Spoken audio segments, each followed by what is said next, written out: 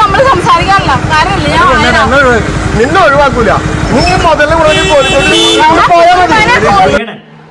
വേടൻ എന്ന വ്യക്തിയോടും വേടന്റെ വാക്കുകളോടും വേടന്റെ വരികളോടും യോജിക്കാൻ പറ്റാത്ത ഒരുപാട് ആളുകൾ നമ്മുടെ ഈ സമൂഹത്തിലുണ്ട്. മനുഷ്യത്വത്തെക്കാൾ വലുത് തങ്ങളുടെ ജാതിയാണെന്നും അല്ലെങ്കിൽ തങ്ങളുടെ രാഷ്ട്രീയമാണെന്നും കരുതുന്ന ഒരു കൂട്ടം ആളുകൾ വേടന് എതിരെ നിൽപ്പുണ്ട് ഇപ്പോഴും. വേടനെ ഞാൻ ഇന്നും ഒരു ടോപ്പിക്കായിട്ട് അല്ലെങ്കിൽ ഒരു കണ്ടന്റ് ആയിട്ട് നിങ്ങളുടെ മുന്നിലേക്ക് കൊണ്ടുവരാനുള്ള ഒരു കാരണം എൻ്റെ ഒരു സുഹൃത്ത് എനിക്ക് അയച്ചു തന്ന കുറച്ച് വീഡിയോ ക്ലിപ്പുകളാണ്. വേടന്റെ കാര്യത്തിലേക്ക് അല്ലെങ്കിൽ വേടനുമായി കറങ്ങി നടക്കുന്ന ചില കോൺട്രവേഴ്സികളിലേക്ക്, പുതുതായി വന്നിരിക്കുന്ന കുറച്ച് കോൺട്രവേഴ്സികളിലേക്ക് നമുക്ക് പോകാം. അതിനു മുമ്പ് എൻ്റെ സ്ഥിരം പ്രേക്ഷകരോട് എനിക്കൊരു കാര്യം പറയാനുണ്ട്. സംഗതി വേറൊന്നുമല്ല, എനിക്ക് പേഴ്സണലായിട്ടൊക്കെ ഒരുപാട് ആളുകൾ മെസ്സേജ് അയച്ച് ചോദിക്കുന്നുണ്ട്, എന്തുകൊണ്ട് ഇപ്പോൾ നമ്മുടെ നാട്ടിൽ നടക്കുന്ന ആ ഒരു വലിയ പ്രശ്നം, രാവിലെ തൊട്ട് വൈകുന്നേരം വരെ ന്യൂസ് ചാനലുകൾ ആഘോഷിക്കുന്ന ആ ഒരു വാർത്ത, എന്തുകൊണ്ട് അതിനെപ്പറ്റി ഒരു അക്ഷരം പോലും മിണ്ടുന്നില്ല എന്നുള്ളത്. സത്യം പറഞ്ഞു കഴിഞ്ഞാൽ ഞാൻ 2 ദിവസമായിട്ട് ആഗ്രഹിക്കുന്നതാണ് എനിക്ക് ആ വിഷയത്തിൽ സംസാരിക്കണം. എനിക്ക് എൻ്റെ അഭിപ്രായങ്ങൾ എനിക്ക് പറയാനുണ്ട്. ഇവിടുത്തെ പല വാർത്താ മാധ്യമങ്ങൾ വഴി പല വാർത്തകൾ വരുന്നു. വാർത്താ മാധ്യമങ്ങൾ റിപ്പോർട്ട് ചെയ്യുന്നതിനകത്ത് തന്നെ പല തെറ്റുകളുണ്ട്. ഇതൊക്കെ ചൂണ്ടിക്കാണിച്ച് വീഡിയോ ചെയ്യണമെന്ന് ആഗ്രഹിച്ച വ്യക്തിയാണ് ഞാൻ. പക്ഷേ അതെനിക്ക് സാധിക്കില്ല. എൻ്റെ ഈ ചാനൽ വഴി ഞാൻ ആ ഒരു വാർത്തയുമായി ബന്ധപ്പെട്ട് എന്തെങ്കിലും ചെയ്തു കഴിഞ്ഞാൽ എൻ്റെ ഈ ഒരു ചാനൽ നഷ്ടമാകും എന്നുള്ളൊരു കാര്യം മനസ്സിലാക്കിയത് കൊണ്ടാണ് ഞാൻ ആ ഒരു രാവിലെ തൊട്ടിങ്ങനെ വൈകുന്നേരം വരെ നിങ്ങൾ കേട്ടുകൊണ്ടിരിക്കുന്ന ആ ഒരു വാർത്തയുമായി ബന്ധപ്പെട്ട് ഒരു വാക്ക് പോലും മിണ്ടാത്തത്. നിങ്ങൾക്ക് ആർക്കെങ്കിലും ഞാൻ പറയുന്ന കാര്യങ്ങൾ ആ ഒരു വിഷയവുമായി ബന്ധപ്പെട്ട് കേൾക്കണമെന്നുണ്ടെങ്കിൽ ഇൻസ്റ്റഗ്രാമിലേക്ക് പോവുക. ഇടയ്ക്ക് ഞാൻ അതിനകത്ത് ഡെയിലി ഒരു ഷോർട്സ് എങ്കിലും ഇൻസ്റ്റഗ്രാമിൽ ഇടണം ഈ ഒരു വിഷയവുമായി ബന്ധപ്പെട്ടെന്ന് ആഗ്രഹിച്ച് ഇന്നലെ തൊട്ട് വീഡിയോ ഇടാൻ ഞാൻ തുടങ്ങിയിട്ടുണ്ട്. പറ്റുമെങ്കിൽ ഇന്നും ഞാൻ ഇൻസ്റ്റഗ്രാമിൽ വീഡിയോ ഇടുന്നതായിരിക്കും. എനിക്ക് കുറേ കാര്യങ്ങൾ പറയാനുണ്ട്. സത്യം പറഞ്ഞു കഴിഞ്ഞാൽ നമ്മുടെ നാട്ടിൽ നടക്കുന്നത് 2 രാജ്യങ്ങൾ തമ്മിലുള്ള ഒരു പ്രശ്നം. നമ്മുടെ നാട്ടിൽ നടക്കുന്നത് എന്താ നിങ്ങൾക്കറിയാവോ? നമ്മുടെ നാട്ടിൽ ഇപ്പോൾ നടക്കുന്നത് ഒരു വ്യക്തിയെ ചുറ്റിപ്പറ്റി അയാളെ വെച്ചുകൊണ്ട് നടക്കുന്നത് മതങ്ങൾ തമ്മിലുള്ള ഫൈറ്റ് അല്ലെങ്കിൽ ജാതികൾ തമ്മിലുള്ള അടി. ഇതൊക്കെ നടക്കുന്നുണ്ട്. ഇതൊക്കെ എപ്പോഴും നടന്നുകൊണ്ടിരിക്കുകയാണ്. നിങ്ങൾ ആരെങ്കിലും ശ്രദ്ധിച്ചോന്നറിയില്ല. ആ നാട്ടിൽ ആ ഒരു എങ്ങനെ ഞാൻ ആ നാടിനെ വിശേഷിപ്പിക്കും, എനിക്ക് ആ പേര് പോലും പറയാൻ പറ്റില്ല. കാരണം ഇപ്പോഴും കുറെ പേർക്ക് ഒരു സംശയം വരും, കുറെ ആളുകൾ ആ ഒരു വിഷയവുമായി ബന്ധപ്പെട്ട് വീഡിയോകൾ ചെയ്യുന്നുണ്ടല്ലോ, പിന്നെന്താ നിങ്ങൾ ചെയ്യുമ്പോൾ മാത്രം നിങ്ങൾക്ക് പ്രശ്നം എന്നൊക്കെ ഒരുപാട് പേർക്ക് സംശയം വന്നേക്കാം. അത് യൂട്യൂബ് സ്ഥിരമായി കൈകാര്യം ചെയ്യുന്നവർക്ക് ചിലപ്പോൾ അറിയാൻ പറ്റും.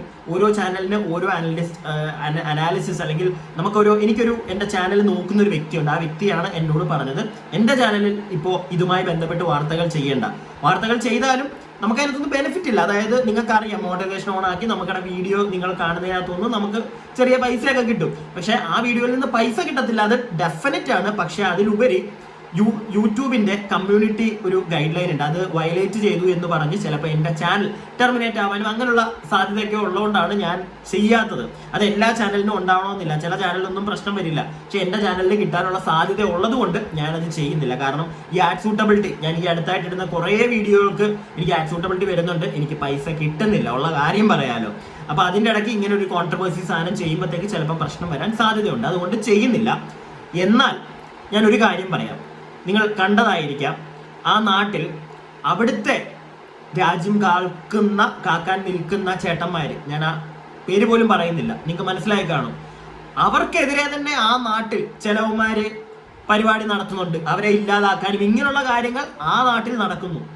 അപ്പം നമ്മൾ പറയും അവിടെ മൊത്തത്തിൽ ചെറ്റകളാ, അതുകൊണ്ടാണ് ഇതൊക്കെ ചെയ്യുന്നത്. അവിടെ ഉള്ളവന്മാരെ ചെറ്റകളാണ്. ഞാൻ കയ്യിൽ നിന്ന് പോകും ഞാൻ ഈ ഒരു വിഷയവുമായി ബന്ധപ്പെട്ട് സംസാരിച്ചില്ല. അതുകൊണ്ടാണ് ഞാൻ മാക്സിമം മിണ്ടാതിരിക്കുന്നത്. അത്ര നല്ലവന്മാരൊന്നും ഒരു കാരണവശാലും ഞാൻ പറയത്തില്ല. അവിടെ ഉള്ള എല്ലാം എന്താണെങ്കിലും നമുക്ക് അങ്ങനെ കാണാൻ പറ്റുള്ളൂ. കാരണം നമ്മുടെ സഹോദരങ്ങളാണ്. അതുകൊണ്ട് തന്നെ ഒരു അനുകമ്പയും അവിടെ കാണിക്കണമെന്ന് ഞാൻ പറയില്ല. അപ്പൊ എന്താണെങ്കിലും അവിടെ ഇങ്ങനെയൊക്കെ നടക്കുന്നുണ്ടോ. അപ്പൊ നമ്മൾ പറയും നമ്മുടെ നാട്ടിലെ എല്ലാവരും ഭയങ്കര ഒത്തൊരുമ, ഭയങ്കര സ്നേഹം എന്നൊക്കെ നമ്മൾ പറയും. പക്ഷെ വെറുതെയാണോ? നമ്മുടെ നാട്ടിലും ഉണ്ട് അങ്ങോട്ടും ഇങ്ങോട്ടും. നിങ്ങളൊന്ന് ആലോചിച്ച് നോക്ക്.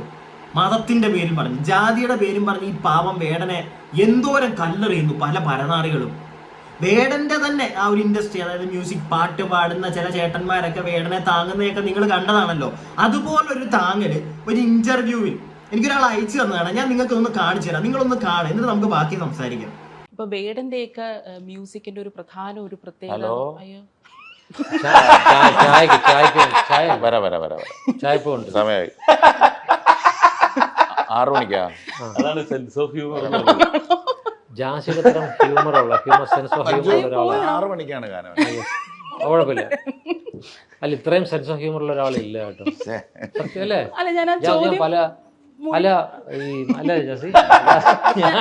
അവിടെയാണ് നമ്മള് ജാസിയേട്ടന്റെ കൗണ്ടറിംഗ് എന്ന് പറഞ്ഞാൽ. പക്ഷെ ഒറ്റ കുഴപ്പമുള്ളൂ, ജാസിന്റെ ക്യാമറ ഒക്കെ മാറ്റി വെച്ച് നോക്കിയോ. ഇതിനകത്ത് അല്ല, ഇതിനകത്ത് ഒരു സിറ്റുവേഷൻ ഉണ്ട്.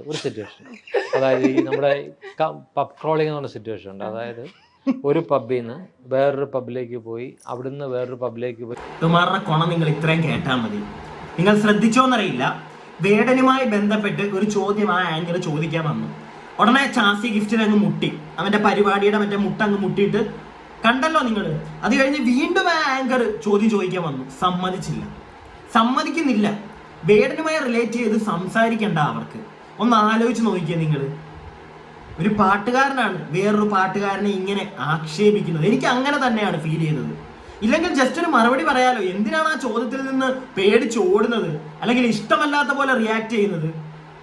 ആ സമയത്ത് ഒരു കോള് വന്നു എന്ന് പറഞ്ഞു, വൈകിട്ട് ഗാനമേള. ഏത് ഗാനമേളയാ ചേട്ടനുള്ളത്? ഞാൻ അറിയുന്നില്ല. ചേട്ടൻ ഇപ്പൊ ഗാനമേളയ്ക്ക് പോകുന്നതൊന്നും നമ്മൾ എങ്ങും കാണുന്നില്ല കേട്ടോ. ചിലപ്പോൾ നിങ്ങൾക്ക് കാണുമായിരിക്കും, ആരും കാണുന്നില്ലടോ എങ്ങും നിങ്ങളുടെ ഒരു പാട്ട് കറങ്ങി നടക്കുന്നത്. ഇച്ചിരി മനസ്സും കൂടെ ഒക്കെ നന്നാവണം. അങ്ങനെയാണെങ്കിലേ സ്ഥിരം എന്തെങ്കിലുമൊക്കെ ഉണ്ടാവത്തുള്ളൂ എന്നാണ് എനിക്ക് ഇതിനകത്തുനിന്ന് ഇത് കണ്ടപ്പോൾ നിങ്ങളോട് പറയാനുള്ളത്. ഇനിയും വേറൊരു സാധനം ഞാൻ നിങ്ങൾക്ക് കാണിച്ചു തരാം. ഒരു ചേച്ചി സ്ത്രീകളെ അങ്ങേ അറ്റം ബഹുമാനിക്കുന്ന ഒരു സമയമാണിത് ഇപ്പോൾ. അത് നിങ്ങൾക്ക് അറിയാം എന്തുകൊണ്ടാണെന്ന്. നമ്മുടെ രാജ്യത്തെ കുറച്ചും കൂടെ എടുത്ത് പൊക്കി കാണിക്കുന്നത് ഇന്ന് സ്ത്രീകളാണ് ഇന്നൊരു സാധനം കാണിച്ചത് മക്കളെ. The big salute to our one and only Modiji. സമ്മതിക്കണം നിങ്ങളുടെ ഒരു പ്ലാനിങ് ഗെയിം അവന്മാര് ചെയ്തത്. നമ്മളെ സ്ത്രീകളോട് പറഞ്ഞു, പോയി പറഞ്ഞേക്ക് നിന്റെയൊക്കെ മോദിയോടെന്ന്. തിരിച്ചിവിടുന്ന് വിട്ടത് സ്ത്രീകളെ കാണിച്ചു കൊടുത്തു, സ്ത്രീകളെ വെച്ച് തന്നെ ഇല്ലേ. അറിയാതെ സംസാരിച്ചു പോകുന്നു. എനിക്ക് ഇതുപോലെ കുറെ കാര്യങ്ങൾ പറയാനുണ്ട് ഇവിടെ നടക്കുന്നത്, പക്ഷെ പറ്റുന്നില്ല. ഞാൻ ഈ ഒരു വിഷയവുമായി ബന്ധപ്പെട്ട് സംസാരിക്കുമ്പോൾ എവിടെയെങ്കിലുമൊക്കെ ഒന്ന് കുത്തിത്തിരികെ പറഞ്ഞു പോവാം. സ്ത്രീകളെ കൊണ്ട് പറയിപ്പിച്ചു. മനസ്സിലായോ നിങ്ങൾക്ക്? എങ്ങനെ? എനിക്കൊരു പരിധിയിൽ കൂടുതൽ, വീണ്ടും അതാണ് എൻ്റെ ഒരു സങ്കടം, പരിധിയിൽ കൂടുതൽ പറയാൻ പറ്റുന്നില്ല. നിങ്ങൾക്ക് മനസ്സിലായില്ലേ? നിങ്ങൾക്ക് കുറച്ചു പേർക്കെങ്കിലും കാര്യം കത്തിക്കാണും. എന്താണ് ആ ഒരു ഓപ്പറേഷന്റെ പേര്? എന്താണ്? ഒന്ന് ചിന്തിച്ചു നോക്കുക. സ്ത്രീകളെ കൊണ്ട് പറയിപ്പിച്ചു, കാണിച്ചു കൊടുത്തു. തരാൻ നിനക്കൊക്കെ ഇനി തുടങ്ങിയതേ ഉള്ളൂ. ഇങ്ങോട്ട് ചൊറിഞ്ഞാൽ തിരിച്ച് അങ്ങോട്ട് ഇരട്ടിയുടെ ഇരട്ടി. അതിനകത്ത് ചില പരനാറികൾ നിങ്ങൾ കണ്ടോന്നറിയത്തില്ല. ഈ ബിഗ് ബോസിലൊക്കെ ഉണ്ടായിരുന്ന ഒരു ചെറ്റയുണ്ട്, അവനൊക്കെ വന്നിട്ട് അവരെ സപ്പോർട്ട് ചെയ്ത് പറയുന്നത് കണ്ടു.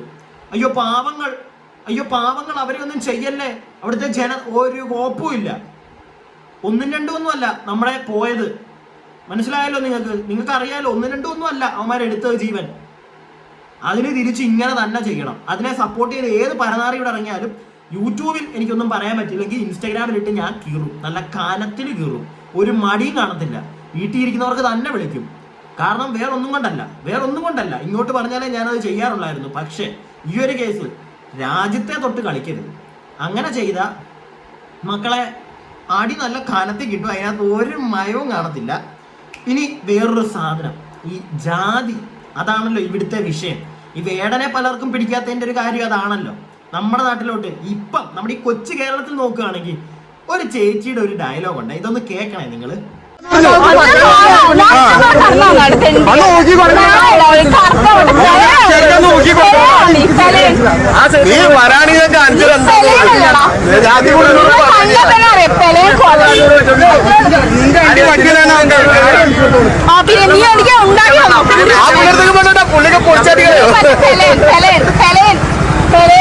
നമ്മൾ സംസാരിക്കാറില്ല. നിന്നെ ഒഴിവാക്കൂല. നീ മുതല്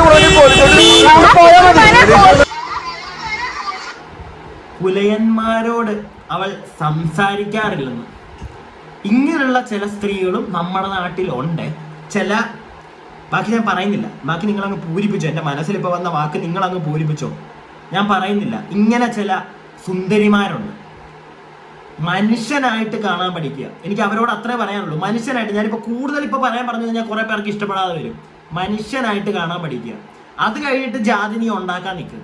അത്രേ എനിക്ക് പറയാനുള്ളൂ. കൂടുതലൊന്നും ഞാൻ ആ വിഷയത്തിൽ പറയുന്നില്ല. മനസ്സിലായല്ലോ നിങ്ങൾക്ക്? ഇങ്ങനെയുള്ള നമ്മുടെ നാട്ടിലെല്ലാവരും ആദ്യമേ ഒന്നിച്ച് നിൽക്ക്. അപ്പോൾ ഒരു പട്ടിക്ക് ഇവിടെ കയറി നമ്മളൊന്നും ചെയ്യാൻ പറ്റത്തില്ല.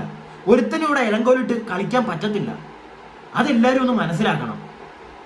കാലം ഇത് ഏത് നൂറ്റാണ്ടായി ഇപ്പോഴും ജാതിയുടെ മതത്തിന്റെ പേരിൽ അങ്ങോട്ടും ഇങ്ങോട്ടും കാർക്കിച്ച് തുപ്പുക.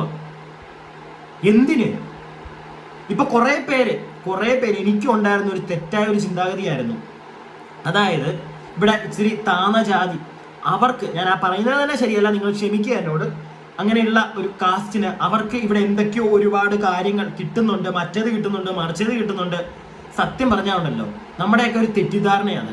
അവർക്കൊക്കെ ഇവിടെ പല കാര്യങ്ങൾക്കും ഒരു മുൻഗണന ഉണ്ട്, ഇല്ലാതെ ഞാൻ പറയുന്നില്ല. പക്ഷെ ഞാനും അങ്ങനെ വിചാരിച്ചു, അവർക്കൊക്കെ വലിയ മുൻഗണന ഉണ്ടല്ലോ, എന്നിട്ടും പിന്നെ അവരെ എന്തിനാ പൊക്കിക്കൊണ്ട് നടക്കുന്നത്? എൻ്റെ ഒരു തെറ്റായ ചിന്താഗതി ആയിരുന്നത്. നമ്മളെയൊക്കെ പിന്നെ ഒരു സൈഡിൽ കൂടെ നിങ്ങൾ നോക്കുമ്പം അവർക്ക് കിട്ടുന്നുണ്ട്, പക്ഷെ നമ്മൾ താന്നു പോവാണല്ലോ എന്നുള്ളൊരു തിങ്കിങ് ഒക്കെ എനിക്ക് ഉണ്ടായിരുന്നു. പക്ഷെ വെറുതെയാണ്. ആ പാവങ്ങൾക്ക് ഒന്നും ഇവിടെ കിട്ടുന്നില്ല. പിന്നെ മുൻഗണനയുണ്ടെന്ന് പറയാവുന്ന അല്ലാതെ ഒരു മുൻഗണന അതുങ്ങൾക്കും കിട്ടുന്നില്ലടോ. പല ആനുകൂല്യങ്ങളും കിട്ടുന്നില്ല. എല്ലാ ആനുകൂല്യങ്ങളും ഉണ്ട് തള്ളിത്തരാന്ന് പറയും, പക്ഷെ ഒന്നും ഇവിടെ തള്ളി കൊടുക്കുന്നില്ല. അതും കൂടെ നമ്മളൊന്ന് മനസ്സിലാക്കണം. നമുക്ക് പിന്നെ പ്രത്യേകിച്ച് ഒരു മാങ്ങാണ്ടി ഇവിടെ ഇല്ല, അത് വേറെ സത്യം. അതുപോലെ തന്നെ അവർക്കും ആർക്കൊക്കെയോ എവിടേക്കോ എന്തൊക്കെയോ കിട്ടുന്നു, അത്രേ ഉള്ളൂ. ഇനി ഞാൻ നിങ്ങൾക്ക് വേറൊരു കാര്യം കാണിച്ചു തരാം. ഇത് നിങ്ങളൊന്ന് കേൾക്കുക. ഇത് കുറച്ച് കാലങ്ങൾക്ക് മുമ്പ് ന്യൂസ് ചാനലിൽ വന്നതാണ്. ഇതും കൂടെ ഞാൻ നിങ്ങൾക്കൊന്ന് കേൾപ്പിച്ചു തരാം. തമിഴ്നാട് വിടിപുറത്ത് ഹൈക്കോടതി ഉത്തരവിനെ തുടർന്ന് തുറന്ന ക്ഷേത്രത്തിൽ ദർശനം നടത്താൻ ആളില്ല. പ്രബല ജാതിക്കാരെ ഭയന്ന് ക്ഷേത്രത്തിലേക്കില്ലെന്നാണ് ദളിതർ പറയുന്നത്. പ്രബല ജാതിക്കാർ ആകട്ടെ ശുദ്ധികലശം നടത്താതെ ദർശനത്തിന് തയ്യാറല്ലെന്ന നിലപാടിലാണ്. നീതിയും ധർമ്മവും നോക്കുകുത്തിയാകുന്ന ജാതിവെറിയുടെ ഇടമായി മേൽപ്പാതി ഗ്രാമത്തിലെ ശ്രീ ധർമ്മരാജ ദ്രൗപദി അമ്മൻ ക്ഷേത്രം 2023 ജൂണിൽ ദളിതർ അകത്തു കടന്നതിനെ ചൊല്ലിയുള്ള സംഘർഷങ്ങൾക്ക് പിന്നാലെ ജില്ലാ ഭരണകൂടം അടച്ചുപൂട്ടിയ ക്ഷേത്രം ഹൈക്കോടതി ഉത്തരവിനെ തുടർന്നാണ് വൻ സുരക്ഷയിൽ വ്യാഴാഴ്ച തുറന്നത്. എല്ലാ ദിവസവും രാവിലെ 1 മണിക്കൂർ ദർശനത്തിനായി ക്ഷേത്രം തുറന്നിടണമെന്നായിരുന്നു ഹൈക്കോടതി നിർദ്ദേശം.